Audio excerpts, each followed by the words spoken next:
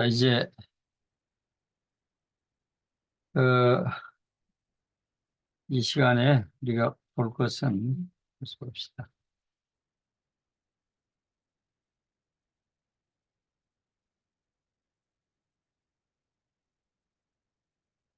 자, 봅시다. 이제 이 다문화 상담이 되겠습니다. 그 사실 이제 상담은 여기 우리 수강하신 우리 백인나 이 목사님이 상담을 아주 전문가예요, 전문가. 왜냐하면 백인나 목사님이 사실 여기 백석대학교의 상담학으로 석사하신 분이거든요.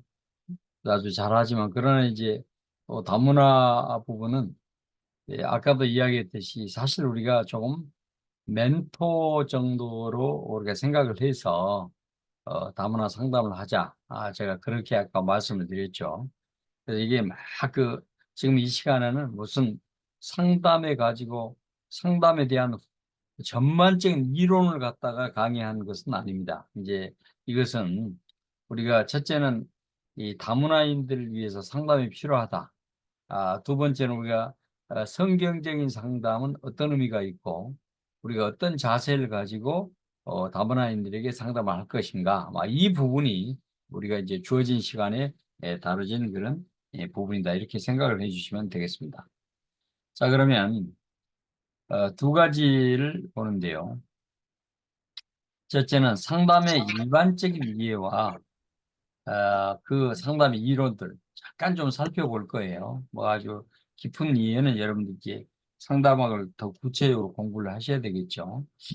두 번째는 뭐냐면 다문화 상담의 방법을 통해서 우리가 선교를 어떻게 나갈 것인가. 이 부분이 우리가 공부해야 할 부분이다. 이렇게 보시면 되겠습니다. 그 상담에 대해서는 아주 다양한 학자들에 의해서 다양하게 이론이 전개됩니다. 물론 이제 성경적인 상담, 또 이것은 이제 기본적으로 우리가 이제 대부분 목회자들, 대부분 그 기독교인들, 또 더군다나 성직자들 이런 분들은 이제 성경적인 상담을 많이 주로 요구를 하죠. 그렇지만 이제 우리는 상담이라고 하는 것이 프로이드가 말했던 일반적인 그런 상담 이론도 지금 세계에서 학계에는 세계적으로 대단히 이렇게 큰 반향을 일으키고 있다. 이렇게 보시면 되겠습니다. 그래서 이제 항상 이제 말했지만 저는 이제 성경적인 상담을 아주 귀하게 여기지만은 그러나 이제 문제는 일반적인 상담도 아주 중요한 하나의 포션을 차지하고 상담계에서 존재한다. 이렇게 먼저 전제를 냅니다. 자, 그러면 상담의 사전적인 정의는 어떤 의미가 있는가 하는 거죠. 예를 들면 교양과 기술을 익힌 전문가인 상담사가 여기 이제 전문가라고 하는 게 굉장히 중요해요. 전문가가. 왜냐하면 이제 전문가가 되기 위해서 사실 우리가 심리학도 공부해야 되고 또 여러 가지 또 상담 기법도 공부해야 되고 또 엄밀하게 말하면 뭡니까 이 수련도 받아야 되고 아주 다양하게 많습니다. 그래서 이제 상담하는 게 이제 기본적인 이 데피니션은 뭐냐면 전문가인 교양과 기술을 익힌 전문가인 상담사가 적응상의 문제를 가진 상담자와 이렇게 적응상이 뭐여 있어요? 일상생활에 또 문제점이 있단 말이에요. 적응하지 못하고 학교 생활 적응하지 못하고 또뭐 심지어 우리가 뭐 부부간도 적응하지 못하고 또 한국 사회도 적응하지 못하고 이런 그래서 이제 문제가 된 사람들을 면접하여 대화를 거듭하고 이를 통하여 내담자가 자신의 문제를 해결해 나가는 인격적 발달을 도울 수 있도록 원조적인 관계를 만드는 것이 바로 상담이다. 이렇게 이제 상담에 대해서 말할 수가 있겠습니다. 그러니까 이제 우리는 적응상의 문제가 참 많죠. 그렇습니다. 많습니다.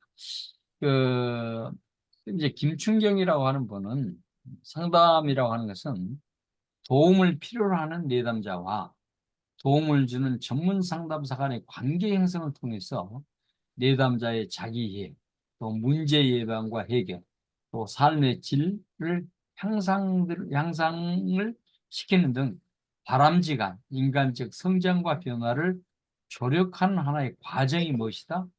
바로 상담이다. 이런 의미를 이야기를 하고 있습니다. 이렇게 그 조력하는 과정이에요. 우리가 절대적인 것은 해결할 수가 없어요.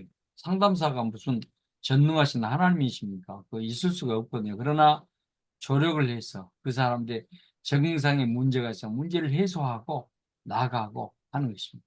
또 우리가 무슨 재벌도 아닌데 경제적으로 다 그 해결해 줄 수는 없거든요. 그러나 문제는 이제 경제적인 취득의 방법을 안내한다든지 이런 것들이 뭐냐면 조력하는 하나의 과정이다. 이렇게 보시면 되겠습니다. 그래서 영어로 말하면 이 상담이라고 하는 카운셀링이라고 하는 말을 써요. 카운셀링은 두 가지 의미의 요소가 있다. 첫째는 인간이 직면한 인격적 문제에 대한 표면적 처리를 위해서 도와주는 것이다. 그런 거죠.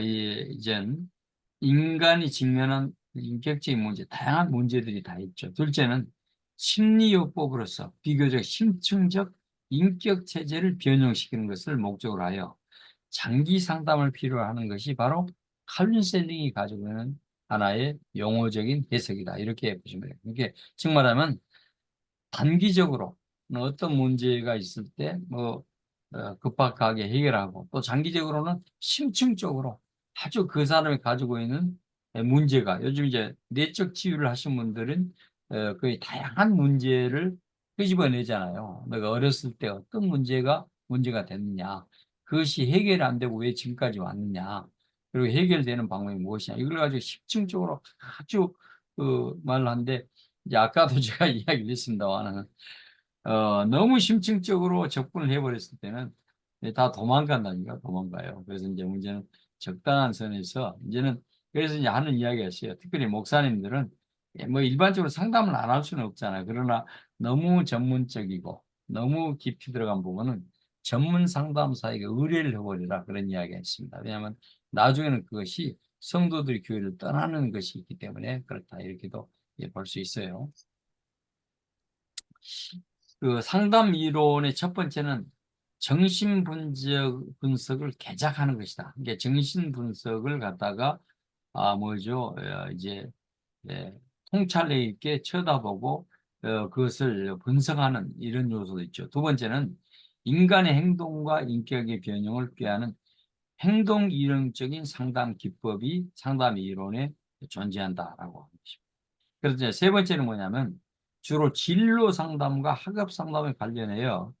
봤다는 것은 개인적인 능력과 적성에 관한 객관적 진단을 바탕으로 상담을 전개해 나가는 것이다 하는 거죠. 아까 이야기했듯이 이제 독일에서 하는 이런 것이 많죠.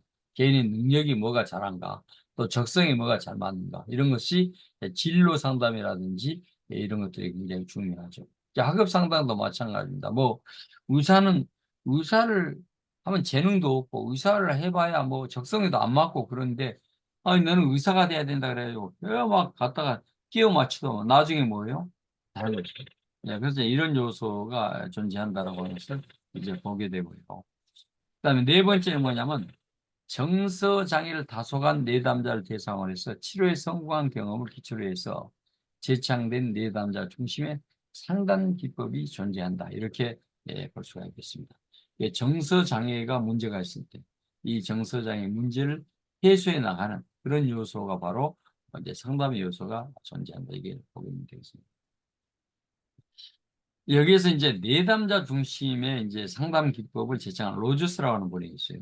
로저스는 이제 카운셀링의 심리요법에서 상담자는 내담자에 대해서 무조건 존경하는 마음과 있는 그대의 모습으로 대한다. 이것을 이제 그분이 로저스가 주장하는 것입니다. 왜냐하면 그 다른 필터링을 가지고 그 사람을 쳐다볼 때는 그 사람을 실제적으로 있는 그대로를 쳐다볼 수 없기 때문에 그렇다. 이렇게 볼 수가 있는 것이죠. 이제 그래서 우리는 그 진짜 좋은 상담사는 어떤 상담사겠어요? 말했듯이 들어주는 상담사. 이게 우리가 목회도 마찬가지잖아요. 성도들의 어려운 거 힘들고 다 들어주다 보면 나중에 뭐예요? 목사님 이제 내가 문제가 끝났습니다. 해결됐습니다. 그런 경우가 많단 말이에요. 그래서 들어주는 게 중요해요. 들어주는 거. 자, 그래서 진짜 좋은 상담사는 제가 볼 때는 다른 사람 이야기를 자세히 들어주는 것이야. 아, 고개만 끄덕이고, 아, 그렇습니까? 그렇습니까? 아, 그럴 수도 있네요. 아, 그렇죠. 뭐 이렇게 해서 들어주다 보면 문제가 해결될 수가 있는 공산이 가장 큽니다. 그다음에 이제 다문화 상담의 필요성을 봅시다. 이게 뭐냐면 다문화인들은 삶에 있어서 정말 많은 문제를 가지고 있죠. 그렇습니다. 특별하게 이제 그 왜 그러냐면 이제 다문화 상담할 때 우리는 이제 결혼 이주민들을 주로 이제 우리가 이야기를 하는데요.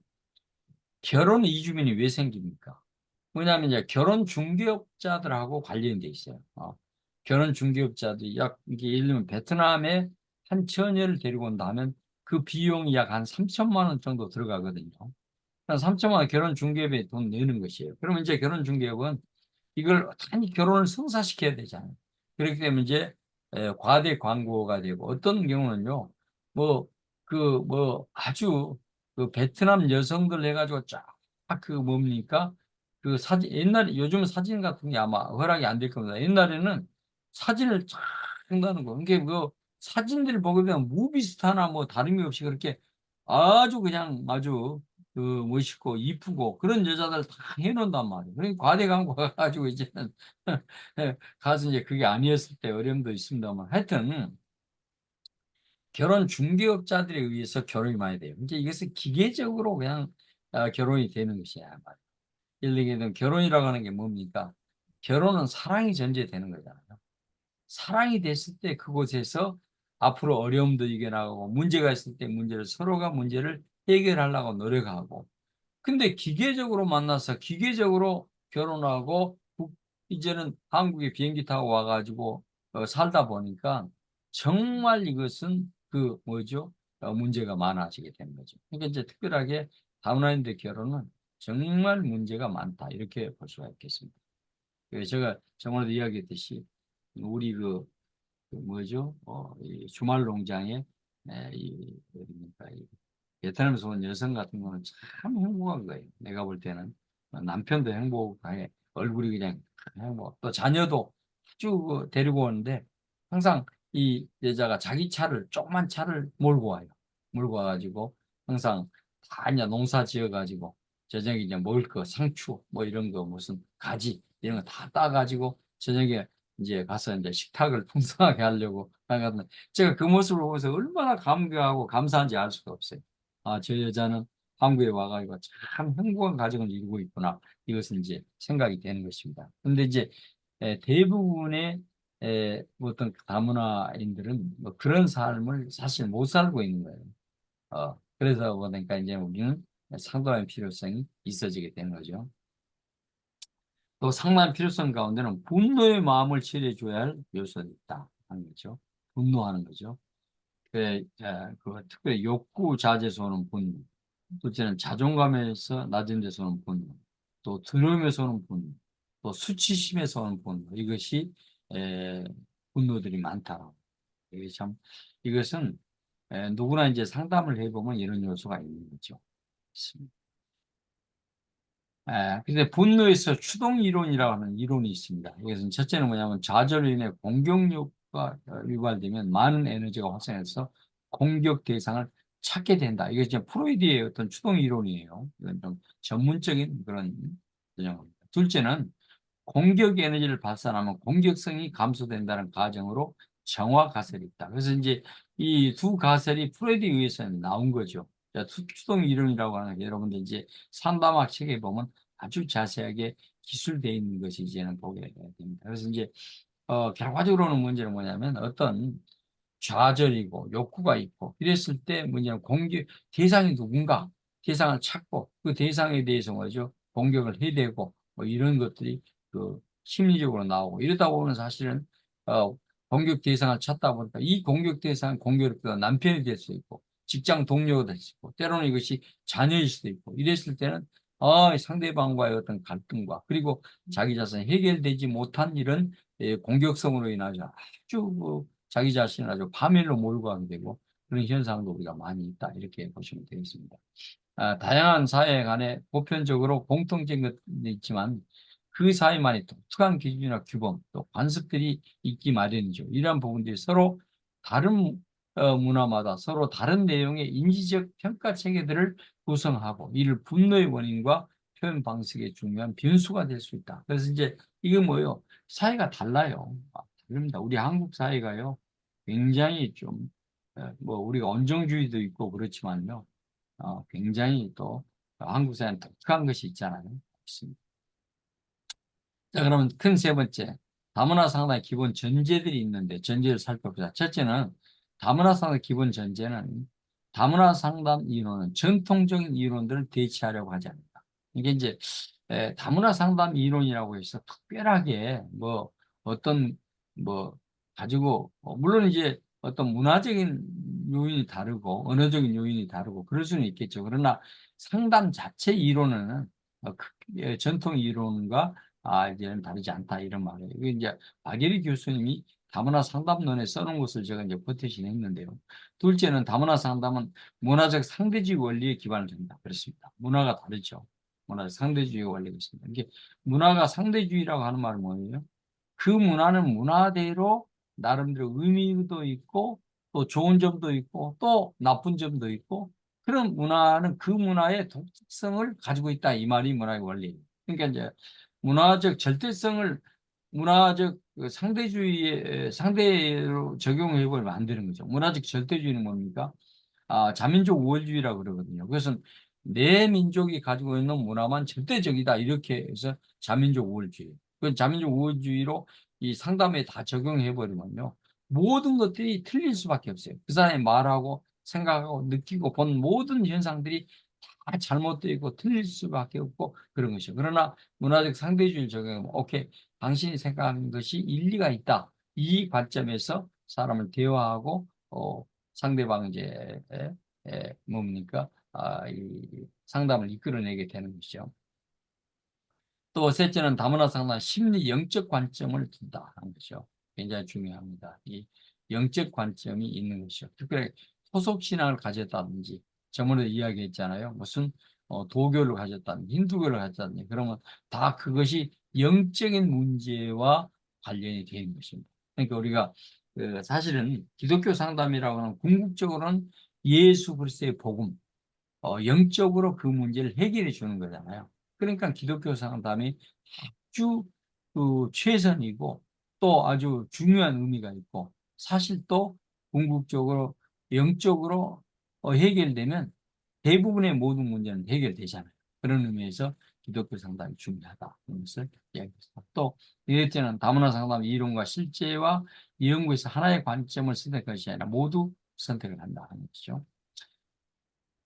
다섯 번째는 사회 구성주의에 기초하고 있다 하는 것을 여섯째는 뭐냐면 내담자 역량 강화를 위해서는 위에 조력한다. 그래서 자존감의 함량, 인적, 물적, 자원의 활성화, 역할 수행 능력의 증진, 사회적 권리와 자기에 대한 정보를 제공한다.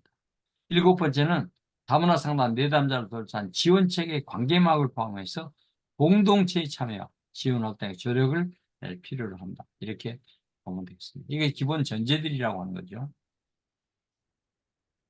그러면 다문화 상담의 과제를 우리가 어떻게 봐야 되냐. 그렇죠. 첫째는 보면 뭐냐면 상담적 접근에 사회사업적인 접근을 추가해야 됩니다. 예를 들게 되면 사무실 밖에서도 상담하는 의지, 변하는 환경 속에서 초점을 두기, 내담자 자신의 문제가 있다고 판단하는 것을 거부하기, 또 예방을 강조하기, 조력 절차를 결정하는 과정에서 상담자의 책임을 기꺼이 수락하기 등이 바로 요소다라고 하는 것을 이제 보게 됩니다. 이제 그 두 번째는 문화 집단과 지역사회 조력적 활동을 확장하여 치료적 접근뿐만 아니라 예방적 접근을 도모해요. 이게 이제 우리는 그 예방적인 문제도 굉장히 중요하죠. 사람이 망가지기 전에 뭡니까? 그 망가지기 전에 그 문제를 해결해 나가는 그런 지혜가 필요하다라고 해서 봅니다. 셋째는 교육적 접근을 통해서 내담자의 문제와 관련된 문화적인 측면들을 가르치는 내담자의 협력 관계를 형성해 나가는 그런 것들이 상담의 그 과제다라고 하는 것을 보게 됩니다. 그다음에 상담의 윤리가 있어요. 상담의 윤리가 있습니다. 기존의 상담 윤리의 지침은 단일 문화적 관점에서 윤리 기준을 정했죠. 그러나 이제 상담의 윤리는 다음에 몇 가지를 말하자. 첫째는 뭐냐면 철저하게 비밀 보장입니다. 그렇습니다. 이 상담사는요, 입이 굉장히 다물어져야 돼요. 절대 그 비밀은 보장해요. 비밀. 그러니까 사실 상담사가요, 엄청난 정보를 또 정보도 가질 수 있는 상담사예요. 그렇습니다. 여러분들 이거 다른 이야기입니다만은 중세에는 뭐예요? 고해성사를 했어요. 성당에서. 근데 고해성사는 뭡니까? 상담사의 뭡니까? 고백을 하니까 자기 죄를 고백하니까요 모든 비밀을 누가 알고 있어요? 신부님이 알고 있는 거예요. 그러니까 신부님이 엄청나게 무서운 존재예요. 그래서 신부님이 성당에 딱 온 성도들의 얼굴을 한번 딱 쳐다보면 성도들은 무슨 생각을 하겠어요? 아, 내 비밀을 저 신부님이 알고 있는데. 그러니까 거기에서 그 신부님에 대한 존재에 대해서 뭐 사랑의 존재 이런 존재도 존재지만은 또 하나는요. 나의 모든 비밀을 아는 무서운 존재라는 거예요. 그러니까 신부님이 엄청난 파워를 가지고 있는 거예요. 왜냐하면 모든 비밀을 알고 있기 때문에 그렇습니다. 근데 문제는 그런 비밀들을 사실 고해성사했다 그래서 문제는 그걸 발설하면 안 되잖아요. 발설하면 안 돼요. 발설 절대 안 되죠. 그래서 옛날에 그 고해성사를 이 말틴 루터가 이제 종교개혁을 일으키면서 없애버렸잖아요. 고해성사는 이것은 성경적인 것이 아니다. 그러니까 하나님 앞에 직고해야 하고 직접 대화를 통해서 하나님께 이 죄를 고백해야 된다. 이것이 이제 말틴 루터가 가지고 있는 어떤 뭡니까 이 중요한 신학이었죠. 그래서 사실은 재미있는 것은요. 그 어느 이 신부님이 어느 시장님을 찾아갔어요. 시장님을 찾아가 가지고 그 시장님에게 뭘 이야기했냐면 그 우리 이 교회가 조금 강화되고 이렇게 해야 된다라고 하는 이야기를 한 거예요. 근데 이제 근데 시장님이 그런 이야기를 신부님한테 이야기를 듣고도요. 그냥 피식피식 웃고 전혀 그게 없는 거예요. 그랬을 때 이제 아니 그 이것을 우리가 잘 해야 된다고 이렇게 이야기했어요. 그러니까 이제 신부님이 웃으니까 신부님이 웃으니까 저 시장님이 웃으니까 신부님이 이제 이야기를 한 거예요. 신부님 신부님이 우리 전부 이 술집도 좀 없애버리고 이 사람들이 윤리성을 확보하도록 하기 위해서 시장님께서 열심히 노력을 해주셔야 됩니다. 이제 그랬더니 시장님이 술집을 없애버리면 사람들이 어떻게 삽니까? 이렇게 하고 피식피식 웃었어요. 그러니까 이제 마지막에 신부님이 하신 말씀이 아니 시장님 어제 저녁에도 사모님이 오셔가지고 나한테 고백을 했는데 사실은 이 사모님이 지금 현재 뭡니까 이 바람을 피워가지고 아주 술집에 가서 바람 피워가지고 아주 문제점이 있어가지고 지금 이제 저도 지금 가슴이 답답하고 그래서 지금 시장님 앞에 왔습니다. 그런 이야기를 했다 그래요. 그래서 이제 그것이 결과적으로 이제 고해성사가 가지고 있는 어떤 이 잘못된 부분들을 이제 가심을 위해서 가지고 온 우화적인 그런 표현입니다만은 사실 이제 우리는 이 상담을 받다 보면 모든 비밀을 이 상담사가 다 알게 되는 것입니다. 알았을 때 그것을 철저하게 보장해 주는 그것이 상담의 윤리다라고 하는 게 첫 번째예요. 둘째는 상담사는 전문적인 지식을 갖춰야 합니다. 그렇습니다. 세 번째는 내담자와 적절한 관계를 유지해야 합니다. 이 내담자와 적절한 관계 유지가 뭐냐? 이게 뭔 줄 아세요? 남자는 절대 남자를 상담해. 여성은 여성을 상담해. 가끔 어떤 문제가 되면 이제는 이 여성이 이제 남성에게 와서 상담을 받다 보면 나중에 뭐가 돼요? 문제가 될 수 있는 것이 소지가 굉장히 많아집니다. 아무리 이것은 목사님이고 무슨 전도사님이고 이건 상관이 없어요. 그래서 저는 이것을 분명하게 윤리적인 측면에서 다뤄져야 된다고 하죠. 왜냐하면 그 상담할 때는요, 문제를 가지고 오기 때문에 막 상담사도 쏠려 들어가고 내담자도 막 환경에 쏠려 들어가요, 사실. 그러다 보면 이것이 나중에 뭐죠? 이것이 관계가 상담사와 내담자지만 이것이 관계가 나중에 다른 방향으로 엉뚱한 방향에 흐를 수 있는 확률이 대단히 많습니다. 그리고 이제 사탄이요, 그걸 가만 놔두질 않아요. 영적인 지도자들이 어떻게 하니 넘어뜨리려고 할 때 이런 것들 요소를 통해서 넘어질 수 있습니다. 그래서 여기에 말하면 적절한 관계를 유지하라고 말은 여러 가지 의미가 있습니다. 그 말 가운데 하나는 바로 이제는 남성은 남성의 상담, 여성은 여성에게 상담을 기본적으로 해야 된다라고 하는 것을 강조를 하고요. 내담자는 상담사 자신의 욕구 충족으로서 이민자를 이용하지 않아야 된다. 다섯 번째는 상담자의 한계 인식이다. 그러므로 다문화 상담을 위한 윤리 지침을 재구성할 필요가 있다 하는 이야기죠. 이제 상담의 윤리를 박예리 교수는 또 이런 이야기를 했더라고요. 첫째는 뭐냐면 다문화 상담자는 자신과 다른 상담 내담자를 상담할 때 상호 간의 차이점을 존중하라. 둘째는 다문화 상담자는 내담자에 대한 인식, 인간적 각성, 또 민감성을 가져야 하고, 셋째는 다문화 상담자는 문화와 연관된 작업들을 자신이 업무를 받아들여야 한다. 그래서 이제 다른 점을 스스로 이해하고 나가는 그런 접근 요소가 필요하다 하는 것입니다. 자, 그러면 그 다문화 상담의 방법을 한번 보겠습니다. 뭐 인간의 삶의 구조가 왜 들어간지 모르겠네요. 첫째는 효과적인 커뮤니케이션을 해야 된다. 그렇죠? 효과적인 커뮤니케이션은 어디서 돼야 되냐? 첫째는 따뜻하고 안정되며 평안한 분위기를 조성하자. 둘째는 다문화인 국가의 간단한 인사말을 외워두고 활용을 해야 된다. 즉 말하면 다문화인들이 왔는데 자기 나라 말을 한마디라도 해주면 얼마나 그 마음이 좋은 라포가 형성되겠어요. 그렇잖아요. 그래서 예를 들면 뭐 띵호와 하게 되면 중국 사람들 그런 말이죠. 뭐 또 베트남 말은 베트남 한마디, 또 몽골은 몽골 이런 그 나라에서 온 이 기초적인 인사말 우리가 말하면 안녕하십니까 뭐 이처럼. 그래서 이제 옛날에도 뭐 교황이 우리나라 오고 그러면 비행기에서 내리고 땅에다가 키스하고 그다음에 머리를 대고 그다음에 하는 것이 뭡니까? 안녕하십니까? 뭐 그 말을 꼭 하잖아요. 그래서 뭐냐면 라포 형성을 하는 과정이거든요. 그래서 이제 이런 어떤 간단한 인사말 외워주고 하는 것이 아주 효과적인 커뮤니케이션에서 좋다 하는 거죠. 또 세 번째는 다문화인의 국기나 기념품 등 이런 그 나라 사람들이 가지고 있는 그런 것들을 사무실에 비치해서 이제는 마음을 편안하게 한 것이 좋다 하는 거죠. 넷째는 다문화 국가의 예절이나 그런 것들이 이 문화를 익혀두는 것도 좋죠.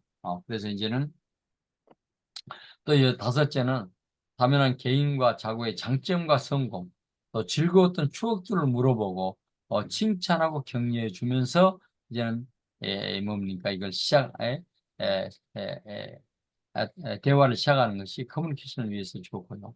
다문화인들의 좋은 분위기 할 때 자국의 성공적인 정착 사례를 모아두고 알려준다. 이게 한국에 와 있어서 누구누구는 대단히 그 성공적으로 한국에 정착을 했는데 이제 대화 가운데 이런 대화들을 통해서 이제 그 상담을 해 나가는 것들이 굉장히 좋은 그런 게 이 말의 의미는 뭐냐면 분위기가 잘 조성돼야 되죠. 분위기가 뭐 기계적으로 상담하고 A는 B고 A는 A 플러스 B는 뭐 C다 뭐 이런 관점이 아니고 그 결과적으로 라포를 잘 형성해서 그들 하나하나. 왜냐하면 인간의 삶이라고 하는 것은 기계적으로 답을 낼 수는 없거든요. 그러다 보니 이런 것들이 우리가 필요하다는 거죠. 또 일곱 번째는 다문화인 국가의 장점이나 역사적인 좋은 점도 또 기사들을 보게 되면 그걸 칭찬해주고 해라라고 하는 거죠. 열 번째는 긍정적인 언어를 사용하고 온유한 자세로 부드럽게 대화하자. 열한 번째는 다문화인들 이민을 통한 긍정적인 동기를 찾아서 격려해주라. 열두 번째는 항상 존칭어를 사용한다. 열세 번째는 항상 다문화를 사랑하고 다문화인의 편에서 항상 이민자를 도와주는 사람의 인지시켜야 된다. 열네 번째는 다문화 국가의 음악을 통해서 정서적으로 심리적으로 안정을 돕는 게 중요하다.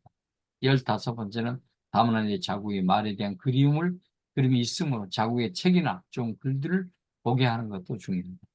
16번째는 언어로 소통이 어려울 때는 자국인 중에 친구나 친척, 또 자조 모임의 언어 통역을 할 수 있는 사람과 함께 의사소통하는 것이 중요합니다. 이제 17번째 굉장히 많네요. 상황에 따라 수용의 분위기면 마음 열기로 건강, 또 손바닥 박수치기, 간단한 레크레이션이나 웃음 요법, 또 다문화인들과 함께하는 재미있는 넌센스 퀴즈 등으로 웃도록 해서 마음의 문을 여는 것이 중요한데, 이런 것들이 효과적인 커뮤니케이션을 위해서는 대단히 중요한 하나의 행동 요령이다, 이렇게 볼 수가 있겠습니다. 어, 이제 김미영 박사도 사실은 이제 그 이야기를 했네요. 김미영 박사는 제 그 집사람인데, 김미영 박사 논문에서 제가 가져왔는데요. 그 논문에 의한 첫째는 따뜻하고 안정된 분위기를 조성하는 거죠. 아까하고도 뭐 같은 이야기입니다. 이것은 둘째는 다문화 국가의 가나 인사말을 외우고 하는 것입니다. 아까 18개를 이야기했는데 대부분 같은 내용이기 때문에 제가 넘어가도록 하겠습니다. 계속 같은 내용이에요. 자, 그럼 다문화 상담의 단계를 보게 되면 초기 단계는 뭔가? 초기 단계는 이 단계는 뭐냐면 면접을 접수를 통해서 상담의 틀 잡기가 진행된다. 구체적으로 첫 번째 라포 형성이 되고, 둘째는 내담자의 문제 이해하고, 세 번째는 상담의 목표 및 진행 방향을 합의하고, 네 번째는 상담 관계를 형성해 나가는 것이다. 라고. 그러니까 여기도 이야기가 라포가 대단히 중요합니다. 그래서 이제 그 라포가 잠이 잘못돼 버리면 서로가 비틀어져 버리거든요. 그러니까 따뜻한 분위기, 그리고 이제 인자한 웃음, 또 검소한 옷, 뭐 이런 거, 그리고 이제 아까 분위기를 잘 조성해야 되죠. 두 번째, 내담자의 문제를 이해하는 게 중요하죠. 어떤 문제가 있는가, 이걸 참 아주 진지하게 이해를 해야 되겠죠. 그리고 이해를 하면서 어디서부터 문제가 되고 그 문제를 해소를 위해서 나는 어떤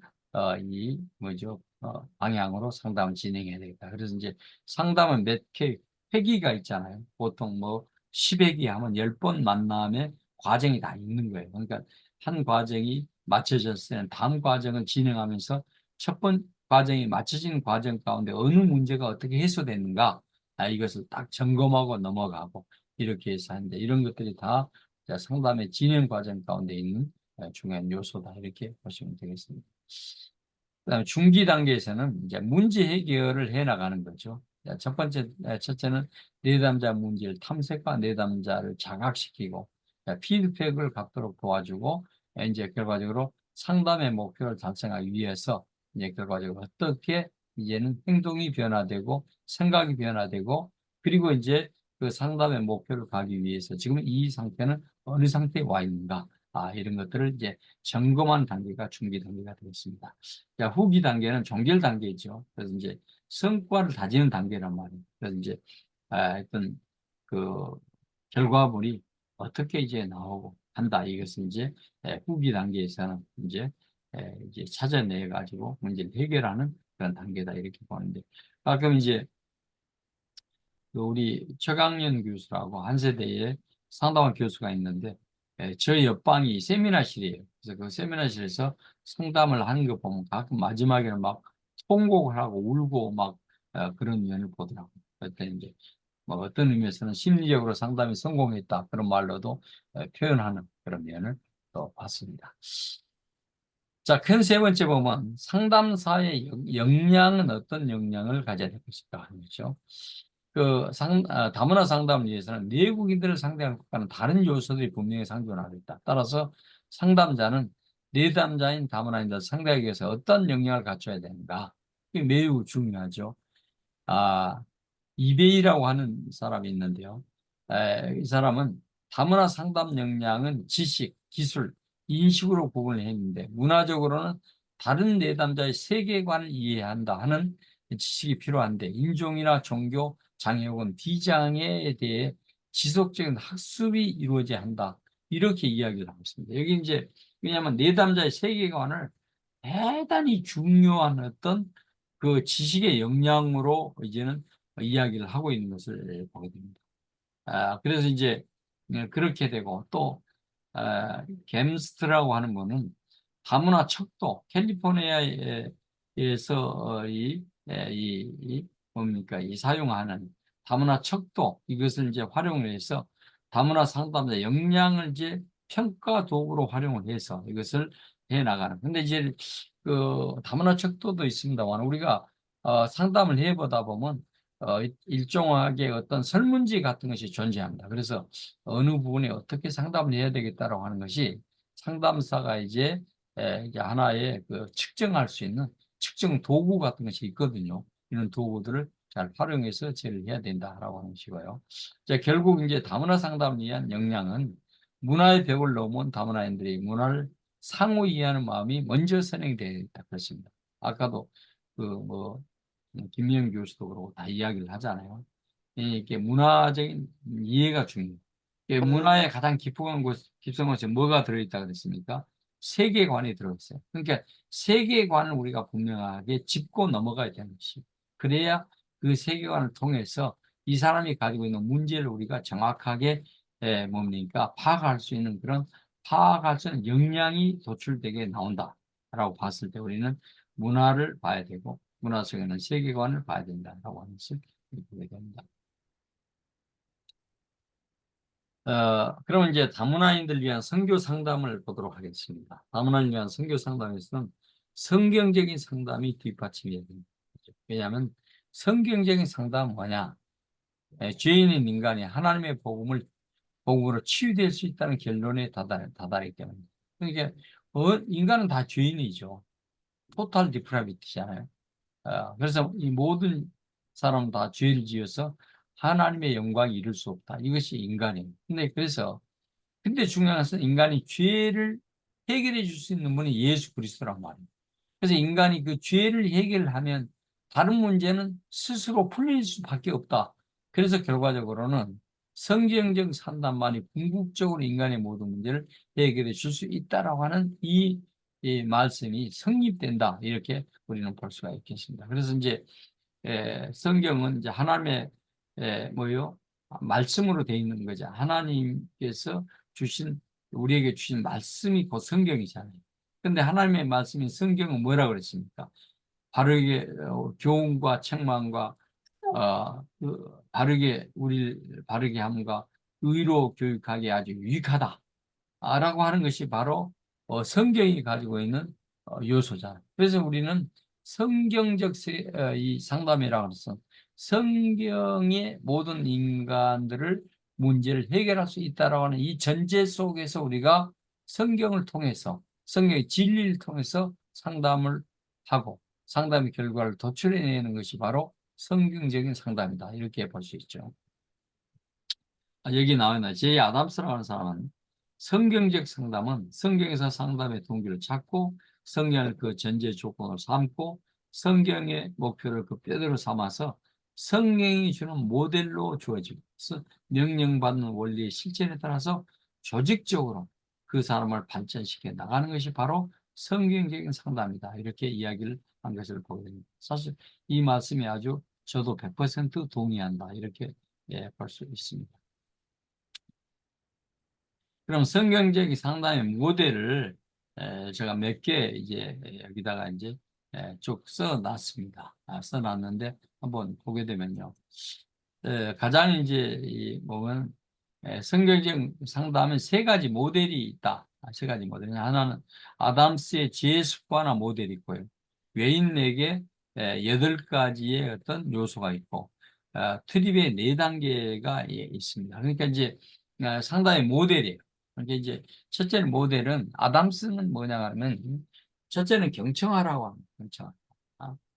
경청하라. 그리고 이 클라이언트를 이해하라. 것이고 그리고 이제 그 문제들을 명료하게 할 필요가 있어요. 막 늘어놓으면 나중에 아주 어디서부터 손대야 할지 모르거든요. 난 네 번째는 권면하라.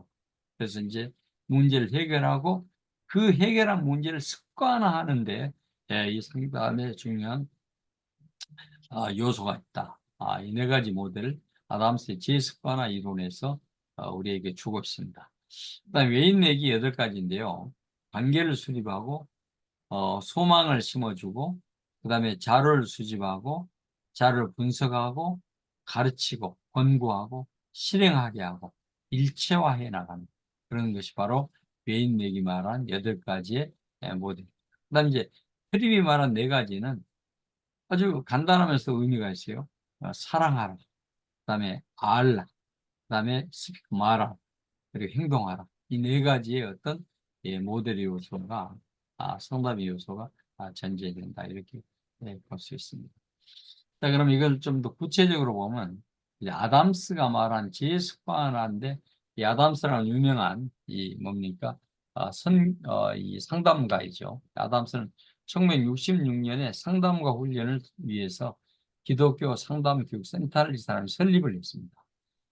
그래서 이제 이분은 아주 주장한 것이 상담은 목사가 해야 된다라고 하는 것을 굉장히 주장을 하고 그러나 지역교회 목사님들의 교육을 통해서 상담사 자격증을 주면서 이번에 그 상담 사역이 시작된 것을 보게 됩니다. 그 후에 이제 1968년 때는 기독교 상담 교육재단을 나중에 세우게 됩니다.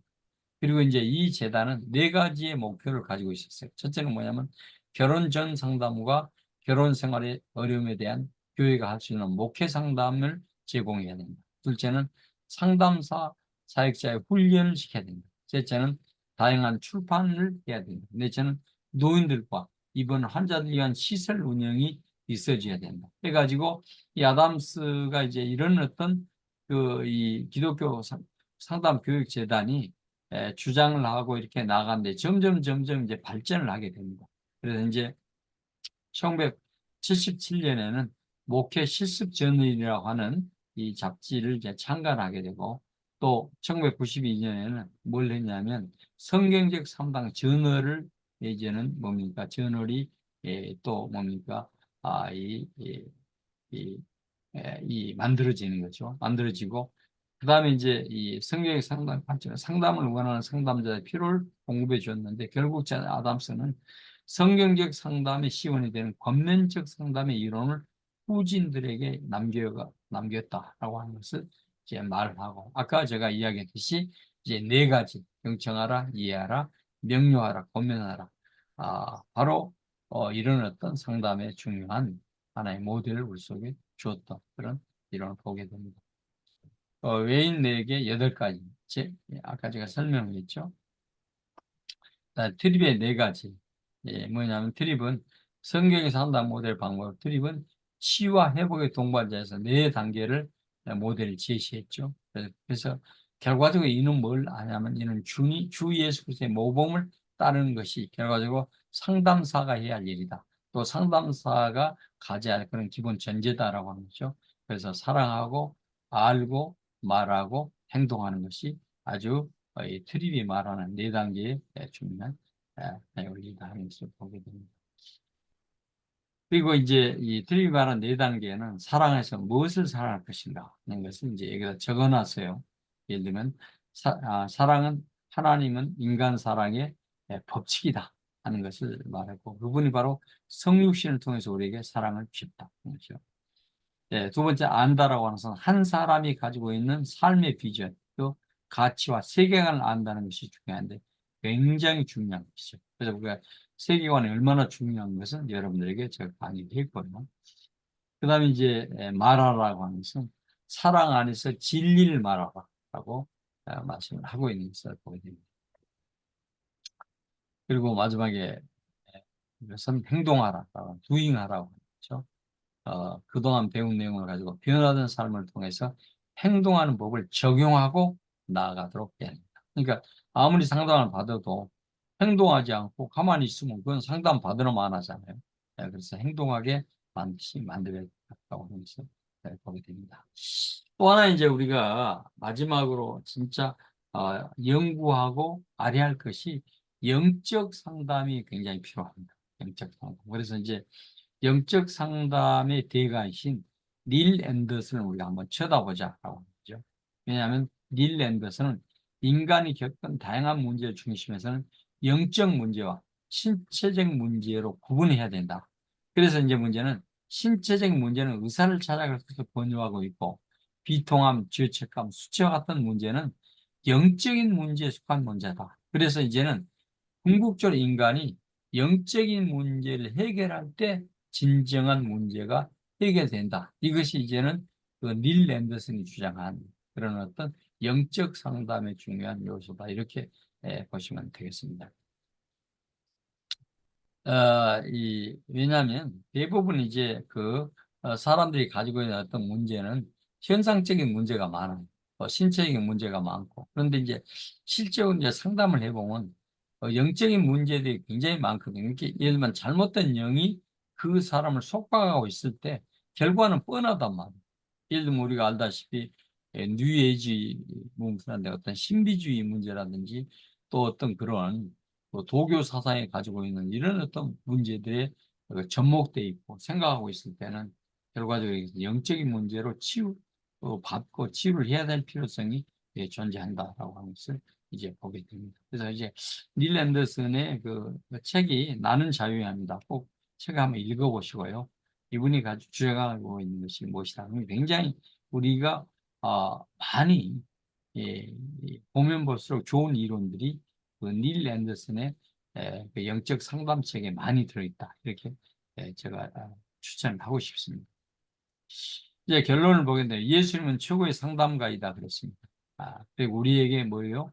보혜사, 성령님을 보내주시고 성령님을 통해서 우리를 케어하고 인도하고 계십니다. 그래서 이제 우리가 상담하는 동안에도 또 상담하는 과정 가운데 상담의 역사 속에서도 바로 보혜사, 성령님이 함께 하신다라고 하는 것을 우리가 믿고 의지하고 나아갈 때 여러분 모두가 정말 좋은 상담사가 되고 또 다문화인들을 아주 멋있게 상담을 통해서 여러분들의 큰 다문화인들의 모든 문제가 다 해결되고 그럴 줄로 저는 분명하게 믿습니다.